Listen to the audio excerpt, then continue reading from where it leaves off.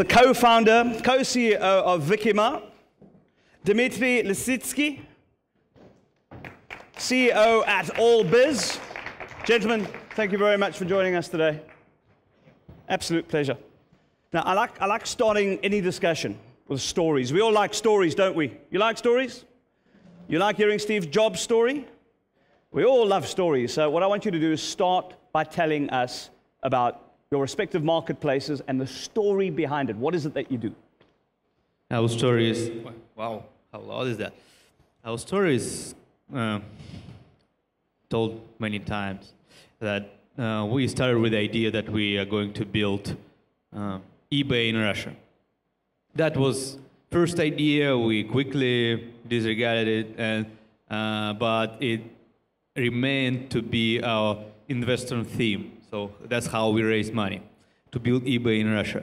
We quickly evolved into very different business model and very different marketplaces as a part of that, and we will discuss the difference between eBay, Yandex Market, and etc. type of marketplaces versus the type of marketplace that we are building later in this discussion. What about yourself? Okay, so All.biz emerged like almost 10 years ago with the idea to help businesses to sell other businesses. So it's a B2B marketplace. And since that, so currently we like helping almost like 1.5 million companies to sell to other businesses. And we see like 200 million business visitors every year. And we see potentially 3.5 million deals a year. Now, you know, we start these journeys in life. We all go, oh, I want to do this. I've got a great idea. I want to start this marketplace. See a gap in the market and all the rest of it, right? What percentage of the time do you actually know what you're doing? And that, I think, is a fair question, because a lot of entrepreneurs start these businesses and they think they know what they're doing right at the beginning. But as they walk down that particular road, you start learning new things all the time. Sometimes you go to... You basically answered the question. So what percentage of the time we know what we are doing? 100%. What percentage of the time we are wrong?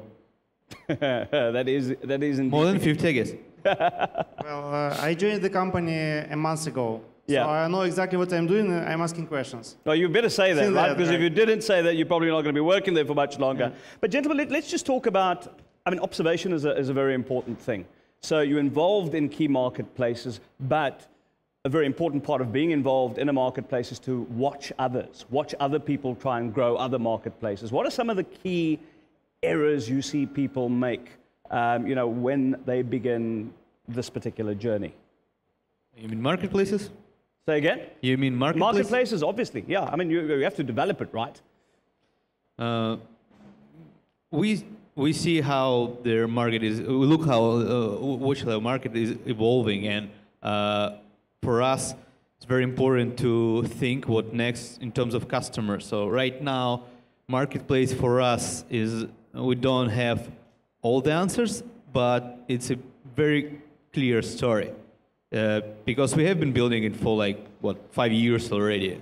And we know many things, and we know what we think we know, to the previous discussion. We think we know what we are doing and what the next step is. Right now, at this time, we don't need role models. Yeah. But we used to look a lot at other Tiger portfolio companies, and we were lucky to get Tiger very early, and they opened up for us a lot of companies around the world. And we know from the side out those companies in India, in Middle East, in South Africa, in many places. All those are marketplaces. Yeah, but now you talk about you've learned a couple of things. What are some of the key lessons that you've learned on this particular journey? One lesson, and I think that's the key, that marketplace, any kind, from heavily logistically based to classified, which is pure media game, are very much technology play. So marketplace, to build marketplace, you need to build a technology company. Yeah. And technology company is something that many people from the real world actually fail to build. Dmitri? Well, I would say that I think the biggest learning for me was the fact that it's like that. It's all about two big questions: how you create value and how you capture value. And I think most of the players, of big players, know how to create value. So I think that's the way how they emerged and doing successful business now. Yep. I think the biggest gray area for everybody now is how you capture value, because initially we just copied the model of classified business, offline classified business, where you just pay for listing and you assume that you give some value with that. But I think that's not what our clients looking for. So I think the biggest challenge and the biggest question everybody's trying to touch to some extent is, and actually I don't think there is a clear answer on this question, is how you capture value of what you're doing for your customers. Now, I mean, this is a region that, I mean, we all know it's going through a slight bit of, I say a slight bit of, but it's going through turmoil at the moment. Now, no matter which market you're in, a bit of turmoil will always get investors looking and going, well, should I get involved? How does this type of turmoil affect the way you go about planning your business strategy moving forward?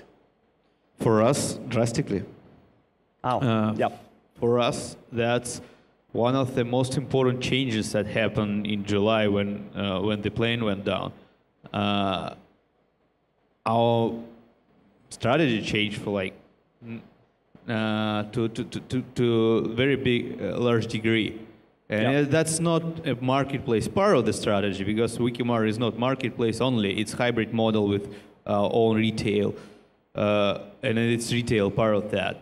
And the changes, the main change was that we stopped actually building pure model from the Western point of view, and we started building very much localized business in Russia. That's what I would say in general terms, what changed. And what triggered that, we would probably end up doing exactly this like a couple of years from now, but we decided to do right now, but triggered that because we became a more Russian company in terms of capital structure than American company we used to be before those things happened. Dmitri? Well, for us, I think the most interesting thing that happens to us is that the fact that we can see how the demand and supply changes in turmoil times. So, for example, we've seen a huge number of requests and actually suppliers coming to sell machine guns. Yeah. And other stuff like this, like weaponry and that kind of stuff. So basically, actually, it was well, it's definitely a disturbing thing for me as a citizen of this country. But yeah. As a CEO of the company, I'm happy to see that our business model works whatever happens to the market. So basically, if there is supply and demand, we basically solve the problem for our customers, even in turmoil situation. Okay, so you might have some people sitting here at the moment going, you know what, I'd really like to get involved in developing a marketplace in whichever field, but they're not quite sure where to start. Where's the beginning? What is your first step? The problem with the first steps with marketplace, and that corresponds with where actually their barrier to enter comes from, that you have chicken and egg problem. You always have chicken and egg problem. You need demand for supply, you need supply to create a demand. So that's, the starting point is always find some kind of solution for that. Okay, great. Now, I'm going to get you to answer, and then I'm going to go, if there are any questions. Does anybody have any questions thus far? Show of hands, no questions yet? Okay, that's great. I'll take some questions a bit later. We'll get a microphone onto the floor because I want you to be actively involved in this particular discussion. If you are in a position where you're wanting to launch, wanting to get involved, these are the best people to be asking. But Dmitri, let's go to you and get your answer on this. Well, I would say that so the first step is to understand what problem you're solving. So I think there are many cases where people trying to fix the problems doesn't exist, and I think that's the biggest problem of startups that were not successful in marketplace business. And then the second situation, okay, if you find the right need, then you need to understand the competitive environment, because I wouldn't try even bother trying to launch a competitor to Wikimart, for example, in Russia, because it's too late. It's like you have huge competitors with much bigger, much stronger situation on the market. So I think the successful situation is where if you solve the real problem in the market that's not crowded by real competition yet. Emotional engagement. Right. I mean, people can talk about business structures and whatever and great products, but the bottom line is, if you have a marketplace, there are people who need to go to that particular marketplace to do whatever it is that they need to do. Now, to draw people to that, you might identify, you know, this is the market that I want to get. From an emotional engagement point of view, how do you go about, you know, identifying first and foremost what type of emotions and which market you'd like to appeal to? Let's start with that. Let's talk about the emotional engagement side of things. The number one product feature of the marketplace is not actually the product itself. No. It's the supply. It's what you actually offer to your customers. Any marketplace in the world is defined totally by its supply. Yeah. And if you think about emotional engagement and any other parts of the product development, you need to find those in your supply first. So find something that excites people and put it on. But before you find the supplier, you must have an idea as to what it is that you're looking for, because you obviously know your market. Because I mean, you have a supplier, but and that's about what Dmitri was telling, that you need to solve the real problem, not the problem that you imagine in your head. Okay, Dmitri. I would say that so in our particular case, we are dealing with really tough guys from industry business, like real industry, and we should be careful about emotions. So it's really like playing with emotions to them. It's not a good idea, because they're selling like real products, like starting from agriculture, or in charcoal or metal industry or stuff like that. So we really should be careful about what we are doing about emotional stuff.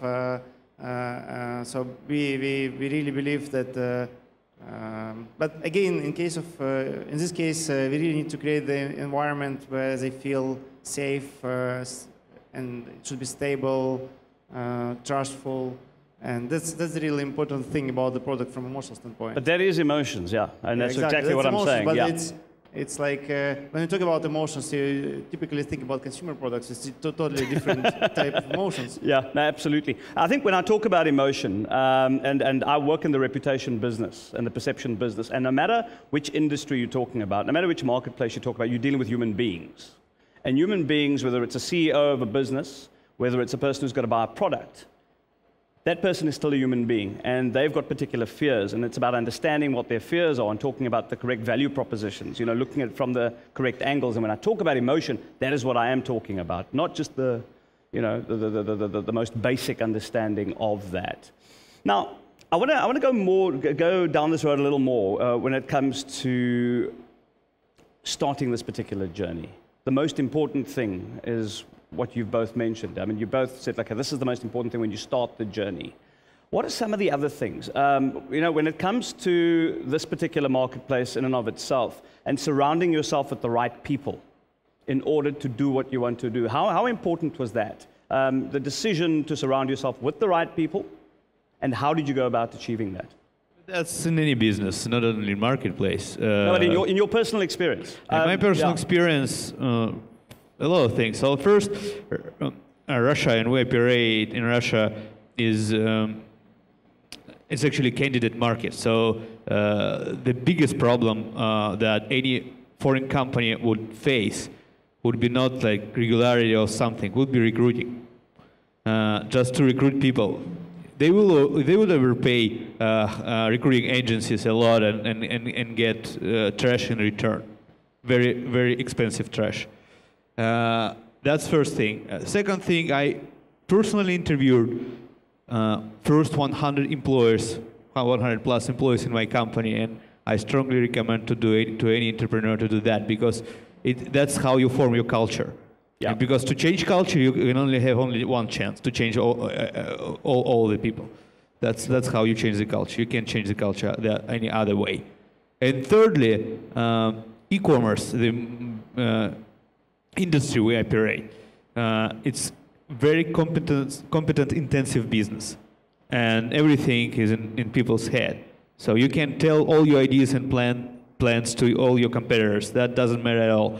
What does matter is how you actually execute those, because you constantly iterate. And you need people for that. Dmitri? Well, I was, again, as I said, I joined the company quite recently, so Sure. I was lucky to see a very strong team assembled by somebody else, and I was enjoying the fact that I can work with a strong team from the day one.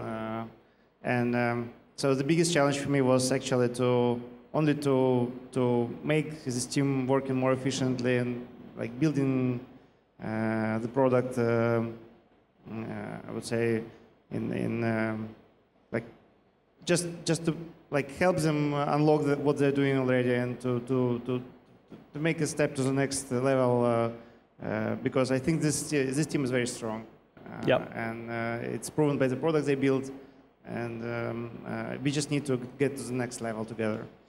Now, maintaining competitive advantage, I mean, one needs to look at the industry structure, right? And I want to start with the barriers to entry. Now, it's not something that I'm very au fait with, but my gut would tell me that maybe the barriers to entry is not that high, but you'd probably disagree with me. Talk to me about that. Yeah. Barriers to entry with a well-developed marketplace are actually very high. And that's the amount of capital you need to solve this liquidity problem, chicken and egg problem. Yep. Liquidity means how liquid your marketplace is, what's the transaction volume, what people can actually find there. And you need to solve it to be in the league with your competitor, because otherwise it won't scale, it won't fly. And that's money and time. And even money doesn't give you everything, because you will spend years, sometimes years, in investing the money and iterating and building something that your competitor would simply be somewhere else already. I would say the biggest barrier of entry for marketplace business is the time. So I think there is a moment when there is no active big competitors yet, but there is already a need for a marketplace you're thinking about. And that's the right moment to launch. And I think at that moment there is no barrier of entry yet, and there is a demand for this type of business. I think 5 years from that moment, it's too late, because you already see big players, and no matter how much you invest, it's just impossible to beat them, because they already have the loyalty of existing customers and existing sellers, so from both sides, selling and buying side. And they already have the loyalty of Google, because Google knows them very well, and it's important as well from search, because most of marketplaces acquire the audience from search. So I think that creates a really huge barrier that almost impossible to overcome, unless you create something totally unique that position you on a new market, and then in the new market you basically start from day one, and then time plays for you. Yeah. Well, I mean, it depends. If one looks, and once again, just looking at that industry structure, the power of the buyer, right? The person who has to, and people are fickle, generally speaking. How do you maintain, how do you get people to stick to what you have to offer, as opposed to the alternatives that might be available as well? Because that is something that one has to obviously keep an eye on. We think that we are in a retail business. And in retail, this is the task number one in retail marketing. How to switch your relationship, convert your relationship with customer from a single transaction relationship to a constant transactional relationship. That's number one task in retail. And the answer is CRM, branding, and quality of your product and services. That's what you can do. And you constantly work on that. And just you constantly work on that because we are not in a niche business. If you're in a niche business, that's about service, about knowing your customer very closely. If you're in a more general type of business like we are, you need to build it on a systematic level. And that's, again, branding, CRM, and a lot of work on the service and product side. Well, I would say that the power of buyer is what helps. It's actually the reason why our business exists at all. Because what we really help businesses to do is to sell their products online. So, and they don't know how to do it, most of them. Because again, we are talking about B2B businesses that are really hardcore industry business. They don't understand what to do online to sell their products and services. And we basically help them dealing with the buyer. And we actually bring the buyer to them. And yeah. I think we basically solve the core problem of the power of buyers. Okay, any questions about marketplaces, about starting it, about potential lessons that they might have learned, some of the challenges that you guys face at the moment? Nothing? Okay, nothing at the moment, guys. Now, let's just look at some of the other mistakes. I mean, you've seen other people do things, right? And I think the question was probably misunderstood earlier because I talk so fast sometimes. But the mistakes you see other people make. Because people, you know, it's very easy if you don't have focus to crash and burn. And some of the things that you would caution people against when they start this particular journey.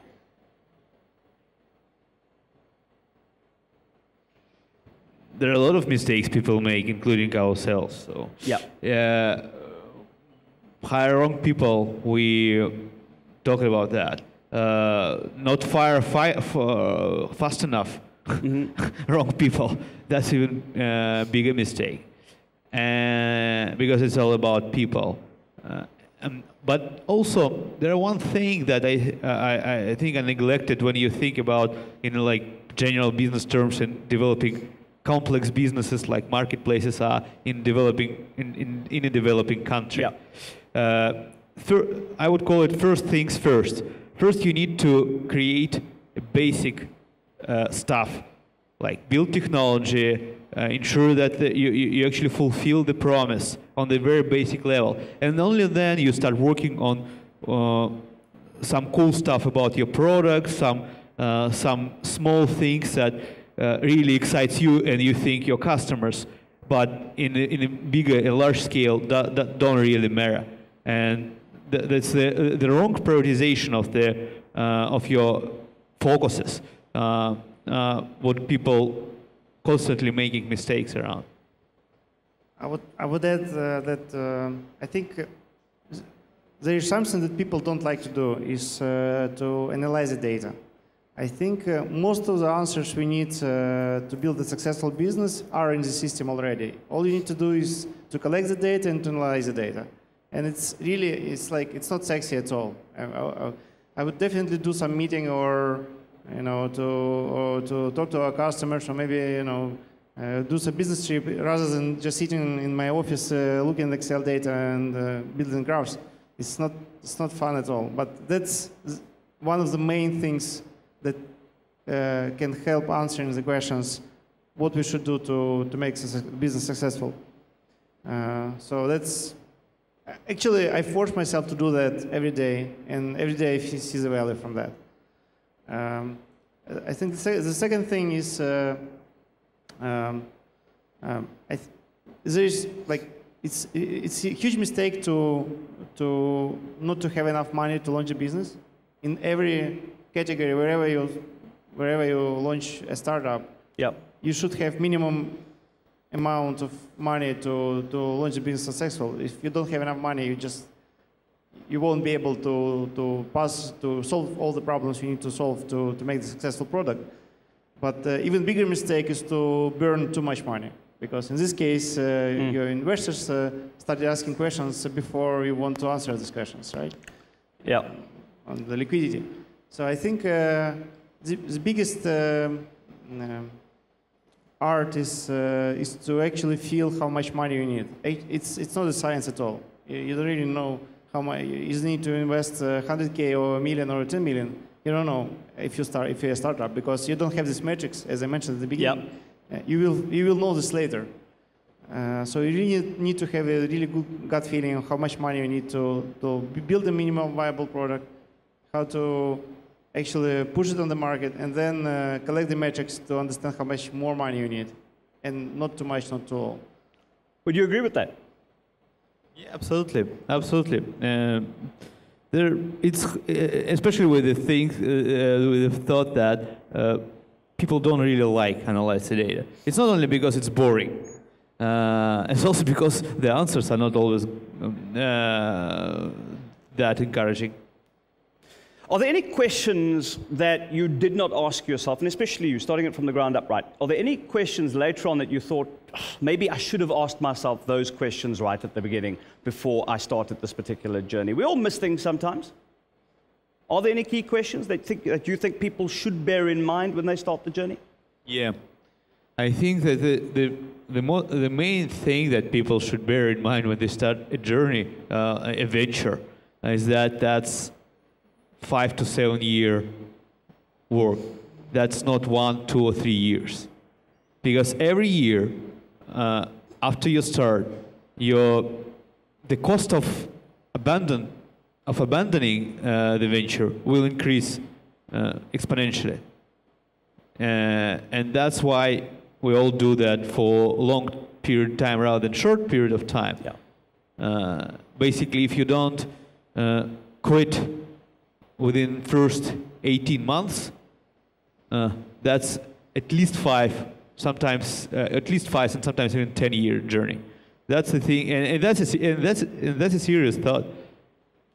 You don't think about your venture lightly in this sense. It's a huge part of your life.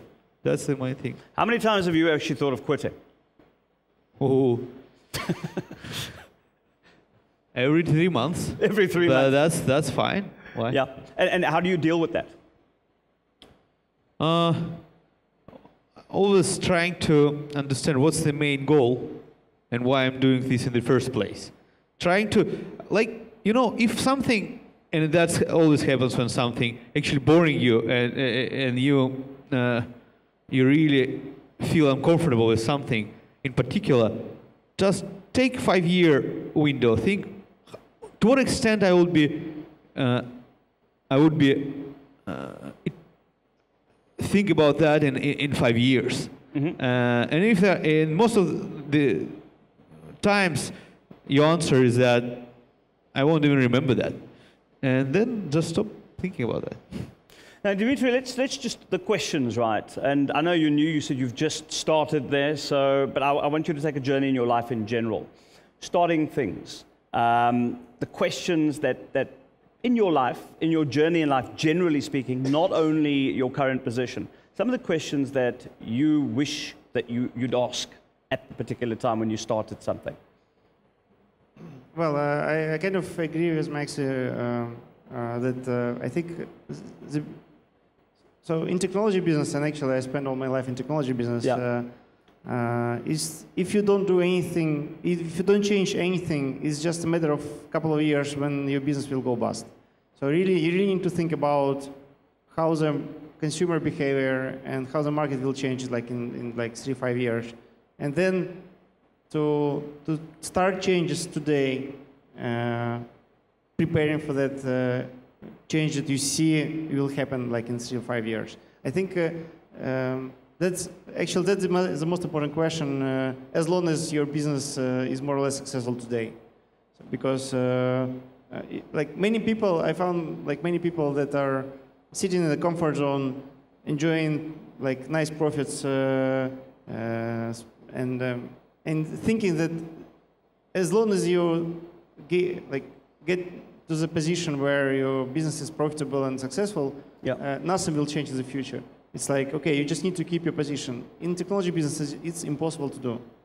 You really need to challenge yourself, and like many people know about innovator dilemma, but they don't apply them to themselves. So they don't think of themselves sitting in the comfort zone while your competitor, like startups, already building a product that will kill you today.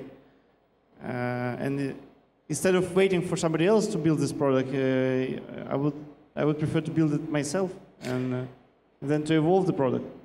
Now, inspiration is something that, I mean, we talk about quitting, and if you want to keep going, you need to draw your inspiration from somewhere, right? Where do you draw your inspiration from, generally speaking, as a business person?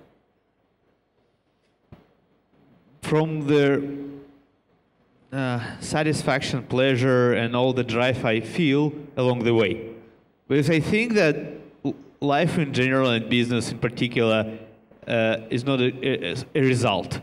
Yeah. That's why I don't like living in goals. Like this, my 5-year goal. This my 10-year goal. I try to live processes rather than goals. And from this process, from this drive that this process creates, I take my inspiration. And I change the process if something goes wrong in this particular sphere.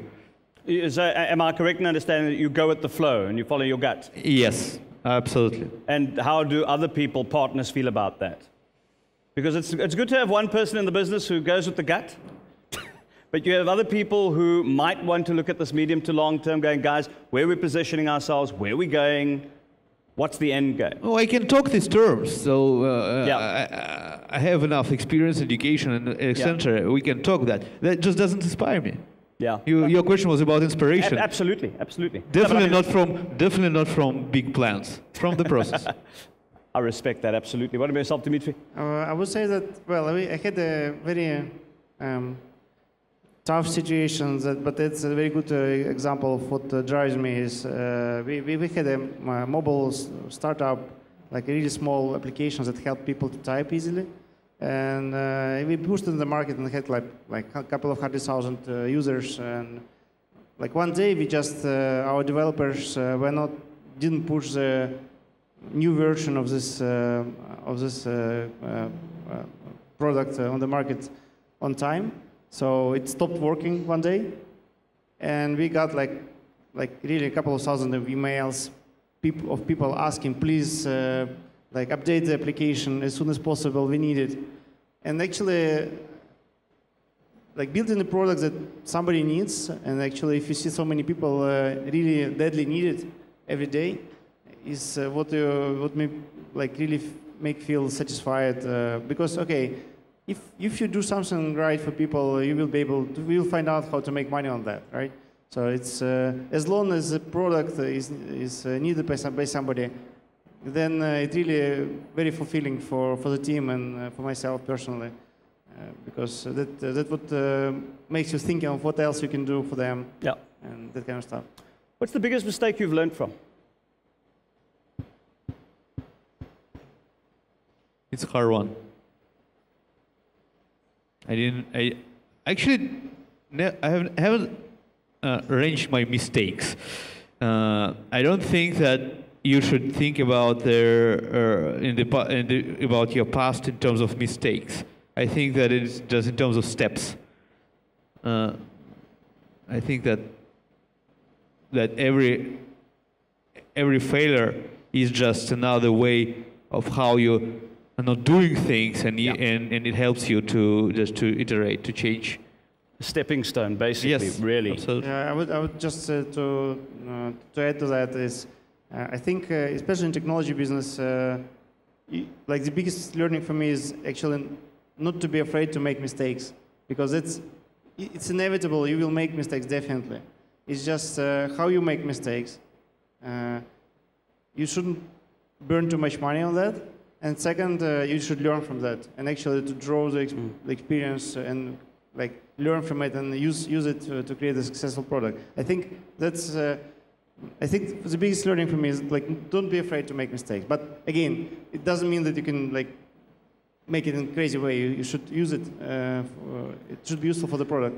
People might be asking the question, what do these questions have to do with building a marketplace? But I mean, building a marketplace is about you. It's about a person. It's about the way you see the world, because you are the business a lot of the time, right at the beginning. You're the one who's going to drive it forward, because if you give up, it goes down. So I think it's important for people to understand that people such as yourselves, very successful people, have had trials and tribulations, but it's the way you've dealt with it that's the most important thing. How do you deal with people in your life that drag you down? I don't know if you have people like that in your life. Maybe everybody likes you, but I'm sure you might have had one or two people in your life that just keeps dragging you down. When you come up with an idea, you're thinking, this is the next best thing.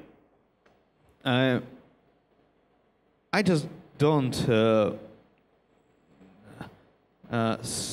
surround myself with such people, I guess, because one of the maxims that I have that don't surround yourself with happy people. Yeah. Because unhappiness is a very is a disease that is really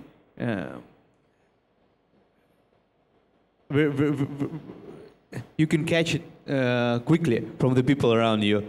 And the same goes to the people who, as you said, let you down. They let you down, probably that's not their fault, that's just the way they are. So then they're wrong people. Dmitri? So I would say that there's no such thing as evil people that drag you down. I think every person at some point of his life was a boy or girl, and we all read the same books and the same tales, and everybody still thinks in terms of he's a hero of some tale, right, of his life. Yeah. And I think if you feel that somebody drags you down, it means that probably you should learn from this person. There's something you don't understand about yourself or about what you're doing. And I think, and this is the biggest teachers, because you cannot learn anything from people that are nice and, okay, they're helping you, but I think they don't provide a learning experience for you. The people that drag you down, in many cases, people who actually can teach you something interesting. Well, gentlemen, it's been an absolute pleasure. I'll go to the floor one last time to see if there are any questions. Are there questions? No? No? Yes, there's one. Okay. Do we have a microphone? If we don't have a microphone, yeah, there we go. We've got one. Brilliant. I have one. Does it work? Yeah, it works. I have the question because both of your marketplaces work on the local markets. Okay, more than less local. And first question, do you have plans to go globally? And the second question is, what are the biggest challenges for the marketplace which pretends to grow globally? The biggest challenges to... Let's give the mic back. To the team building the marketplace which they pretend to be global. To be what? Sorry. Global. To which they built to be global. To be global. Yes. Global business is hard. I think e-commerce is a particularly local business. Like, even if you build it globally, you still need to find a local model for each local market. And that's the only way it works. Look at all the failure that eBay had in India and China.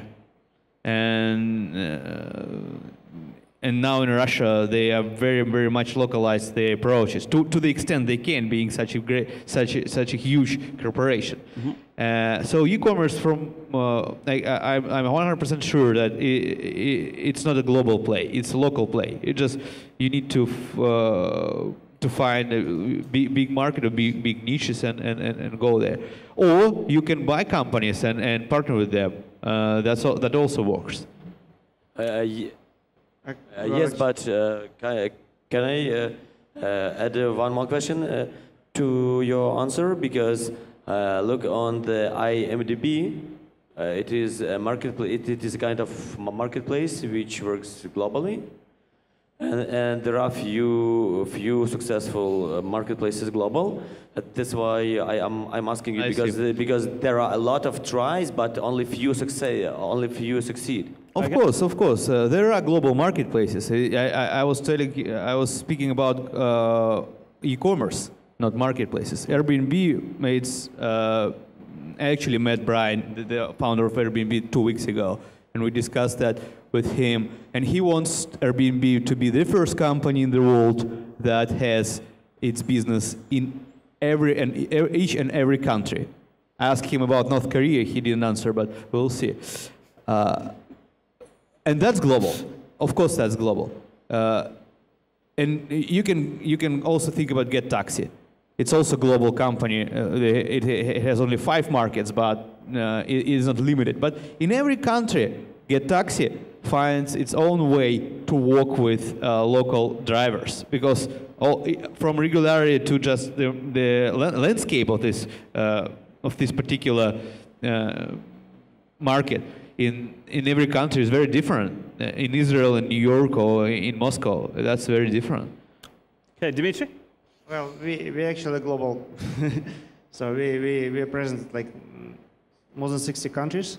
But because the product was built by Russian-speaking people, we are like most of our clients and traffic comes from Russian-speaking countries, obviously. But I would say that number 3 country in our list is, in terms of number of deals, is India. So we're actually getting a lot of clients from India. But I think in our particular case, we are less dependent on the local execution. It's more about languages and that kind of stuff because we are a marketplace, we are not e-commerce. But again, we actually like it's one of the biggest challenges for me to really become a global company, not just to be present in global business. So it's a different thing. We really want to be a leader on the global scale, not on the Russian-speaking scale. That's the biggest challenge. Dmitri, Maxim, thank you very much for joining us. It was interesting. Thank you for having me. The discussion flowed like a river, but I enjoyed it. Thank you very much, guys. Let's hear it for them. Thank you.